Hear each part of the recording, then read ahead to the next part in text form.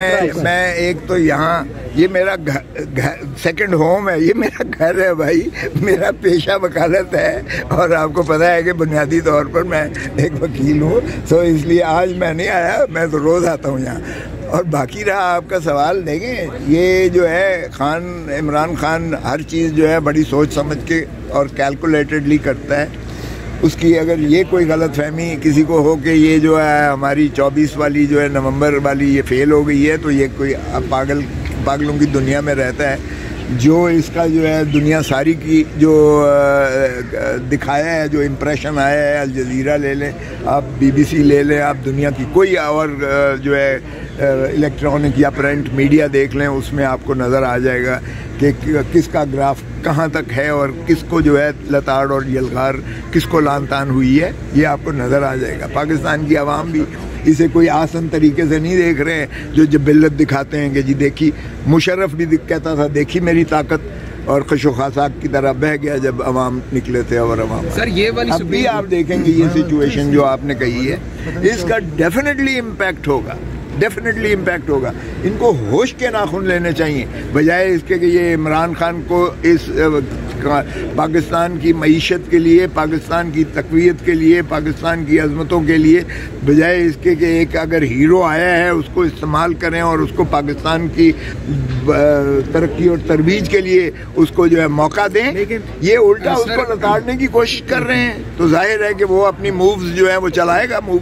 Sir ये वाली supreme court जो है 26वीं आईनी तरमीम के बाद बड़ी चुपचाप है, ना उस तरह गर्मा गर्म रिमार्क्स आ रहे हैं, ना उस तरह से पेशियाँ हो रही हैं सियासतदानों की, चीफ मिनिस्टर की, प्राइम मिनिस्टर की।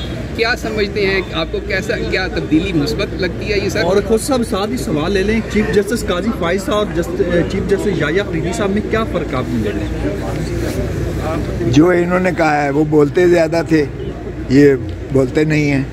बाकी रहा ये कि ये मैं ज़्यादा इसलिए नहीं बोलूँगा क्योंकि ये भी अभी तो शर्मिंदा हैं, क्योंकि सभी को पता है कि पाकिस्तान की अदलिया को इस तरमीम के ज़रिए ग़ुलाम बना दिया गया है। तो ग़ुलाम अदलिया तो कभी भी जो है वो नहीं कर सकती है। जो आज़ाद अदलिया के जो है एक जानदार किस्म का जो माहौल होता है, तो फिर ठीक है, गुलामी है तो गुलामी है, चल रही है, अवाम में भी चल रही है और अदलिया में भी चल रही है। हमें बड़ी ये सुनने को मिलती, सीरियन मॉडल से बड़ा इंस्पायर लगते हैं, बांग्लादेशी मॉडल से बड़ा इंस्पायर लगते हैं। आपकी क्या राय है, एजिटेशन के ज़रिए इस तरह से हुकूमतों की तब्दीली और इस तरह से खाना जंगी होनी चाहिए? देखिए, मैं तो कहता हूँ कि इस तरह से फ़ौज को मुदाखलत करनी ही नहीं चाहिए सियासत में। फ़ौज जो है अपने हल्फ की पासदारी करते हुए आइन के हदूद क़यूद में रहे, इसलिए कि ये इमरानी मुआहदा 25 करोड़ आवाम का है। फ़ौज अपना जो है मनसब संभाले और उसको पहचाने कि वो आवाम के टैक्स से, ये खून पसीने की कमाई के टैक्सों के तनख्वाहदार हैं, मुलाजिम हैं आवाम के। अच्छा, ये समझना चाहिए इनको। ये नहीं है कि आपका चौकीदार आपके घर पे कब्जा कर ले और आप कहें सामने को रोज़ मैं तो पूर्निश बजा लाऊंगा इसलिए कि मुझे थोड़ी सी झोपड़ी या सर्वेंट क्वार्टर में जगह मिल जाएगी रहने की।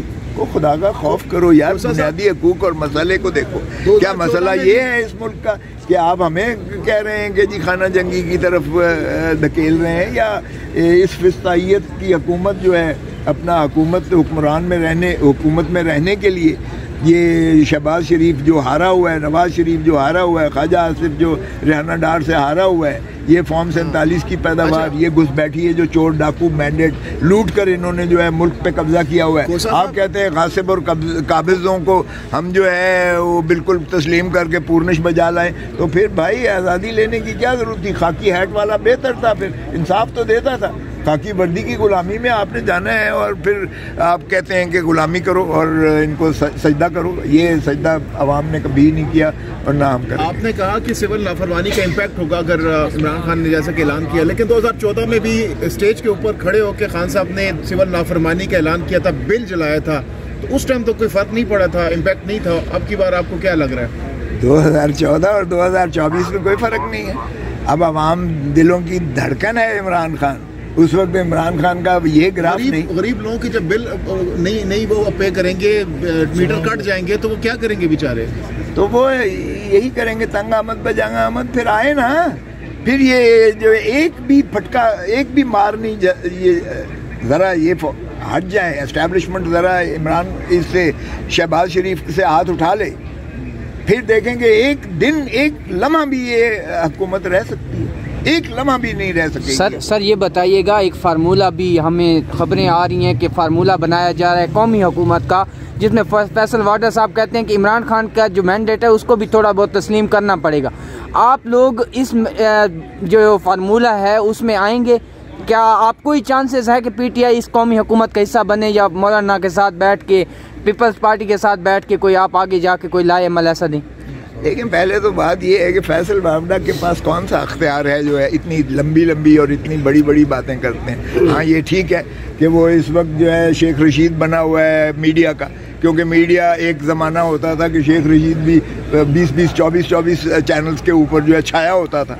आजकल जिस तरह फैसल वावड़ा माशाल्लाह छाया हुआ है, आपको कोई चीज़ उसकी अच्छी लगती है तो फिर आपको ज़्यादा पता होगा। सर पेशन गोइयाँ अच्छी करते हैं वो, कि वो किसकी बोली बोल रहा है, फिर आपको पता होगा। मुझे तो कोई ऐसा पता नहीं है, ना उसके पास कोई अख्तियार है, ना उसका कोई वो कद काट है कि लोग उसके कहने पर जो है इकट्ठे मिल बैठ कर, ना वो नवाबजादा नसरुल्लाह खान है कि वो सारों को इकट्ठा कर लेगा।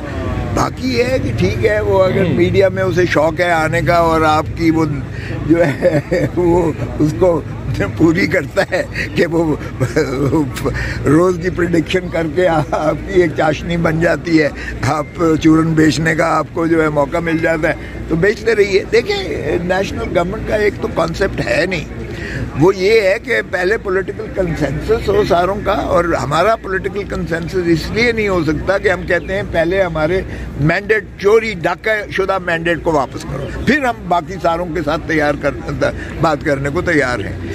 देखिए, 180 का मैंडेट हमें दे दें, हमारा जो मैंडेट है वो चोरी शुदा, डाका शुदा, वो वापस कर दें, फिर मिल बैठ कर बात करें। अगर आपको कौमी जो है हुकूमत में आपको हिस्सा लेने की शौक़ है, क्योंकि बलूचिस्तान में भी एक वक्त में 67 में से 66 जो है वो वजीर थे, 66 मेंबर जो है वो वजीर थे, और एक अकेला जो था वो लीडर ऑफ द ऑपोजिशन था, उसका स्टेटस भी जो है वजीर का था। तो अगर इस तरह से आपने बंदर बांट करके एक आर्टिफिशियल किस्म का सेटअप देना है तो देखिए वो पाकिस्तान के लिए कोई मुफीद सूदमंद नहीं है। मौलाना साहब भी निकलने लगे हैं, तैयारियां कर रहे हैं सड़कों पर निकलने की। क्या वो जो मुतालबात हैं मान लिए जाएंगे अगर वो इस्लामाबाद में आके बैठ जाते हैं? आप लोगों को तो अपने मुतालबात नहीं मनवा सके, मौलाना साहब मनवा सकेंगे?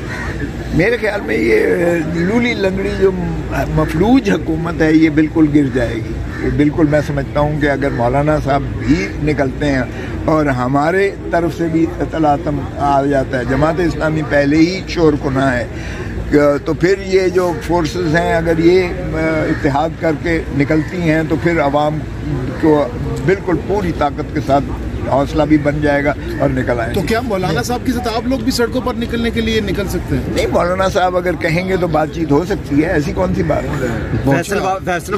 फैसल वापडा कह रहे हैं कि इमरान खान की जान को खतरा है पार्टी रहनुमाओं से, और मैं इमरान खान का खैर ख्वाह उनकी जान बचाना चाहता हूँ। क्या कहेंगे, किससे खतरा है इमरान खान को, गंडापुर से या किससे खतरा है? उनकी किस तरफ इशारा था? उनको पता होगा कि किसके साथ खतरा है, किसकी तहवील में है इमरान खान, किसकी तहवील में है। ठीक है, वो फिर खतरा तो उसी से हो सकता है जिनकी तहवील में है भाई। बहुत शुक्रिया सर, थैंक यू सर।